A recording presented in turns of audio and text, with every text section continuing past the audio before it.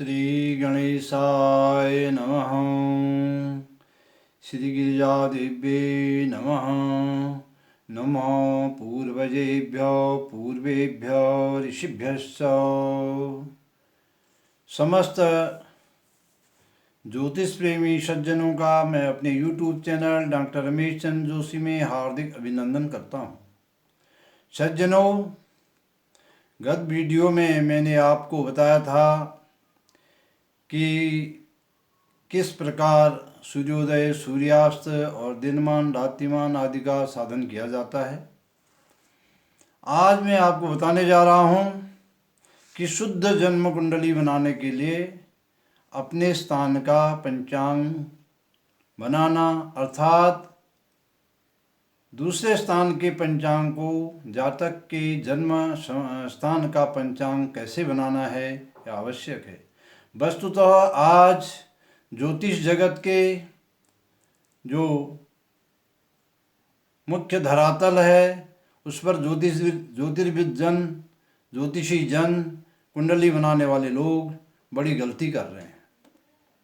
कुमाऊं के पंचांग से हैदराबाद, बम्बई, लखनऊ, दिल्ली आदि की जन्म कुंडलियाँ बिना पंचांग परिवर्तन करके बना दे रहे हैं। इसी प्रकार के गढ़वाल के पंचांग से भी पूरे देश की कुंडलियाँ बन रही बिना परिवर्तन के। और आश्चर्य की बात यह है कि काशी से प्रकाशित ऋषिकेश पंचांग से मेरठ की कुंडलियाँ, गोरखपुर की कुंडलियाँ, लखनऊ की कुंडलियाँ, पूरे उत्तर प्रदेश में विशेष करके ऋषिकेश पंचांग का अधिक प्रचलन होने से बिना किसी पंचांग परिवर्तन के पूरे उत्तर प्रदेश के लोग, उत्तर प्रदेश के ज्योतिषी जन जातक की जन्म कुंडलियाँ बना रहे हैं, जो कि सिद्धांततः बहुत ही गलत और ज्योतिष शास्त्र के साथ एक धोखा है, क्योंकि इससे न तो जातक का शुद्ध फलादेश ही निकल सकता है और न ही आगे की कोई भविष्यवाणियाँ की जा सकती हैं। तो शुद्ध जन्म कुंडली बनाने के लिए अपने स्थान का पंचांग कैसे बनाना है, पंचांग के तिथ्यादिमान को अपने अभीष्ट स्थान के तिथ्यादिमान में कैसे परिवर्तित करना है, यह मैं आपको बताने जा रहा हूँ। विगत वीडियो में हमने वेणीनाग शहर का सूर्योदय निकाला था, और जो कि 5 घंटा 34 मिनट 27 सेकंड था। इसे हम 5 27 सेकंड 30 सेकंड से कम होने के कारण हमने इसे 5 घंटा 34 मिनट लिखा। और तारा प्रसाद दिव्य पंचांग में 28 अप्रैल 2023 का जो सूर्योदय है वो 5:39 है। तो अब हम श्री तारा प्रसाद दिव्य पंचांग जो हमारा है, श्री तारा प्रसाद दिव्य पंचांग, तारा प्रसाद दिव्य पंचांग संवत 2079, श्री तारा प्रसाद दिव्य पंचांग संवत 2080। तारा प्रसाद दिव्य पंचांग के उस दिन के तिथ्यादिमान को हम कैसे परिवर्तित करेंगे, तो इसके लिए सूत्र है। नंबर 1, पंचांग के सूर्योदय से अभीष्ट स्थान का सूर्योदय अधिक हो तो पंचांग के तिथ्यादिमान में घटा दें। क्या घटा दें? अंतर के घटीफल को घटा दें। और पंचांग के सूर्योदय से अभीष्ट स्थान का सूर्योदय कम हो तो पंचांग के तिथ्यादिमान में अंतर के घटीफल को जोड़ दें, तो अभीष्ट स्थान का पंचांग घटीफल में प्राप्त हो जाएगा।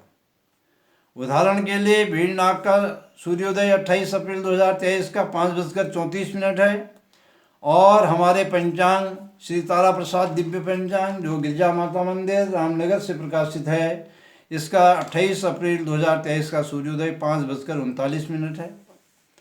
तो 5:39 हमारा जो सूर्योदय है यह अधिक है, जबकि वेणीनाग का सूर्योदय कम है। तात्पर्य यह है कि वेणीनाग में सूर्योदय पहले हो गया है। इस बात को आप अच्छी तरह समझें। और 5 मिनट का इसमें जो अंतर आया है, 39 में से 34 घटाया तो 5 मिनट आया, इसको 2.5 से गुणा कर दिया तो 12 पल 30 विपल आया। यहाँ विपल को 30 होने से हमने छोड़ भी दिया। आप चाहें तो एक ले भी सकते हैं, नहीं तो 30 को छोड़ना ही यहाँ पर उचित है। इस प्रकार के 12 पल का अंतर आया और बेड़ी नाग का सूर्योदय हमारे पंचांग के सूर्योदय से कम है, तो बेड़ी पंचांग के तिथ्यादिमान के घटी पल में हम इस 12 पल को जोड़ देंगे।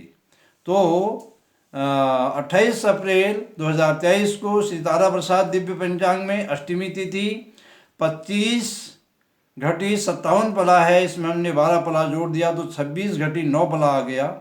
पुष्य नक्षत्र 10 घटी 35 पला है, इसमें हमने 12 पला जोड़ दिया तो पुष्य नक्षत्र का मान 10 घटी 47 पला आ गया।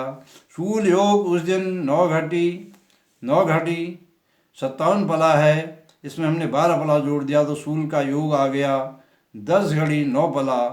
और बव जो करण है वो 25 घड़ी 57 पला है, जिसमें 12 पला जोड़ दिया तो 26 घड़ी 9 पला आ गया, जो 26 घड़ी 9 पला अष्टमी तिथि का भी मान है। इस प्रकार से आपका जो है बेड़ी नाग का शुद्ध उस दिन का पंचांग आपको प्राप्त हो गया। तो आप उस दिन का अगर जन्म कुंडली बनाएंगे तो आपने जन्म कुंडली में जो तिथ्यादिमान लिखने हैं उस दिन के पंचांग के, तो आप लिखेंगे अष्टमी तिथि 26 घड़ी 9 पला, पुष्य नक्षत्र 10 घड़ी 47 पला, शूल योग 10 घड़ी 9 पला और बवकरण 26 घड़ी 9 पला। ये उस दिन का शुद्ध जन्म पत्र बनाने के लिए शुद्ध पंचांग आपको प्राप्त हो गया। और जो तिथ्यादिमान के घंटा मिनट लिखे हैं वो घंटा मिनट जो हैं वो भारतीय स्टैंडर्ड टाइम के, वो पूरे भारतवर्ष के लिए एक ही हैं, उसमें कोई परिवर्तन इससे नहीं होगा, वह यथावत रहेंगे और वो ठीक वही रहेंगे। तो इस प्रकार से क्या होगा, आपको बेड़ी नाग का ये शुद्ध पंचांग प्राप्त हुआ। इस प्रकार से आप देश के किसी भी भाग का, भारतवर्ष के किसी भी भाग का शुद्ध पंचांग बना सकते हैं।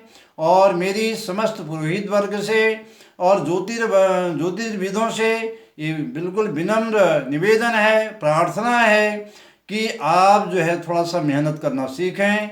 ऐसा न करें कि तिथ्यादिमान जो पंचांगों में लिखे हुए हैं उसी को उतारें, उसको उतारना बहुत ही गलत है, यह ज्योतिष शास्त्र के साथ धोखा है। यहीं पर आप देख रहे हैं कि पुष्य नक्षत्र में 12 पला का अंतर आया है। अगर आप इसका भयात भवोग निकालेंगे तो बड़ा भारी अंतर इसमें आपको मिलेगा, जो कि आगे दशाएं, अंतर्दशाएं, प्रत्यंतर दशाएं भी इसमें भिन्न भिन्न आएंगी।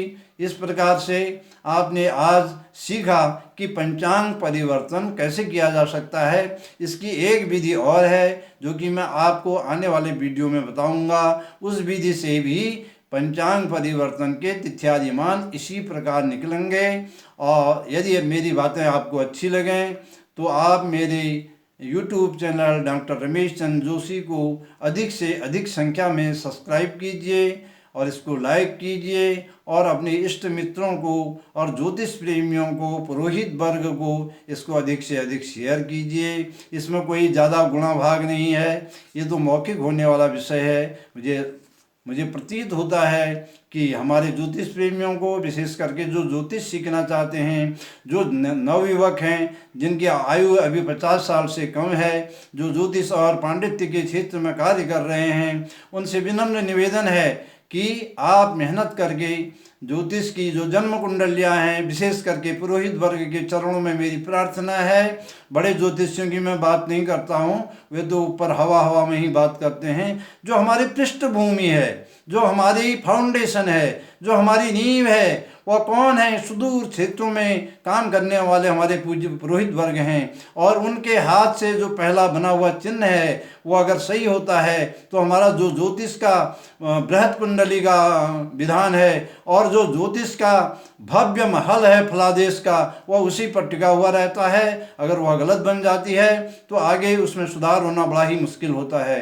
इसलिए समस्त ज्योतिष प्रेमियों से, पुरोहित वर्ग से और जो सनातन धर्म में ज्योतिष में विश्वास रखने वाले हैं, उनसे विनम्र निवेदन है कि वे अपने स्थान का, अभीष्ट स्थान का, जातक के जन्म स्थान का शुद्ध पंचांग बना करके, शुद्ध सूर्योदय बना करके और शुद्ध लग्न निकाल करके, उस शुद्ध लग्न निकालने की विधि में मैं बता दूंगा। और बताने वाला हूँ आने वाले वीडियो में। और प्रत्येक स्थान की पलभा कैसे निकाली जाए, प्रत्येक स्थान के लग्नमान कैसे निकाले जाएं, और परम क्रांति का लंकोदय मान पर क्या असर पड़ रहा है, ये भी मैं आने वाले जो रहस्य हैं वो आपको बताने जा रहा हूँ। कुछ ही दिनों में आपके सामने उसकी वीडियो आ जाएंगे। मेरा ये ज्योतिष का जो प्रचार प्रसार का कार्यक्रम है आपको अच्छा लगे तो आप अवश्य ही अपने कमेंट और अपने संदेश मुझे भेजें। इन्हीं बातों के साथ गिरजा माता के पावन चरणों का स्मरण करते हुए मैं अपनी वाणी को विराम देता हूँ। बोलो गिरजा माता की जय। आप सबका कल्याण करें भगवान नारायण।